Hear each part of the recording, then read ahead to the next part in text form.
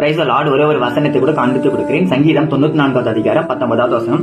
என் உள்ளத்தில் விசாரங்கள் பெருகையில் உங்களுடைய ஆறுதல்கள் என் ஆத்துமாவை தேற்றுகிறது சொல்லி எங்க சங்கீதக்காரன் தாவீது குறிப்பிட்டார். அதாவது என்ன விஷயம்னா, நான் எப்பெல்லாம் ஃபீல் பண்றணும், ஏதாச்சும் ஒரு காரியத்தை நினைச்சு நான் எதிர்பார்த்து காத்து நிற்கணும், அது கிடைக்காத போது நான் ஃபீல் பண்ணி என்னிட்டு கவலையோடு இருக்கும் போதெல்லாம் எனக்கு ஆண்டவர் ஆத்துமாவை தேற்றுறாரு, எனக்கு அவர் பக்கபலமா இருக்காரு சொல்லி எங்க தாவீது சொல்றாரு. இன்னைக்கு நம்ம வாழ்க்கையில பாத்தீங்கன்னா நம்ம நிறைய விஷயத்தை திங்க் பண்ணுவோம். எனக்கு அது கிடைக்கணும், என் படிப்புல நல்லா இருக்கணும், என் வேலையில நான் நல்லா இருக்கணும், என்னுடைய லைஃப்ல நான் இதனை எப்படியாவது எனக்கு கிடைச்சிடும் சொல்லி சில காரியங்கள் உங்க லைஃப்ல நீங்க எதிர்பார்த்து காத்து இருப்பீங்க. அதுக்காக ஜெபிக்கிற பிள்ளைகளாவும் நீங்க இருப்பீங்க.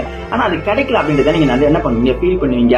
நான் எதிர்பார்த்தேங்க, கிடைக்கலங்க, நான் ரொம்ப ஆசைப்பட்டேங்க, எனக்கு கிடைக்கலங்க, போச்சு அதுதான் அப்படின்னு சொல்லி நிறைய நேரங்கள நீங்க ஃபீல் பண்ணி அழுதுகிட்டு புலம்பிக்கிட்டு இருக்க பிள்ளைகளா இருந்தீங்கன்னா ஆண்டவர் உங்களை பார்த்து சொல்றாரு, உங்க ஆத்மாவை நான் தேடுறதுக்கு நான் இருக்கேன், நான் உங்க கூட தானே இருக்கேன், நான் உன்னை விட்டு போல இல்ல. அந்த மனுஷங்க உன்னை விட்டு போனாங்க நீ ஃபீல் பண்ற, அந்த வேலை உனக்கு கிடைக்கலன்னு ஃபீல் பண்ற, அந்த பொண்ணு உன்னை விட்டு போயிட்டான்னு ஃபீல் பண்ற, அந்த பையன் உன்னை விட்டு போனா ஃபீல் பண்றேன். மகனே மகளே, நான் உங்க கூட தான் இருக்கேன், நான் உன்னை விட்டு போல, நான் உங்க கூட தான் இருக்கேன்னு சொல்லி ஆண்டவர் இன்னைக்கு சொல்றாங்க.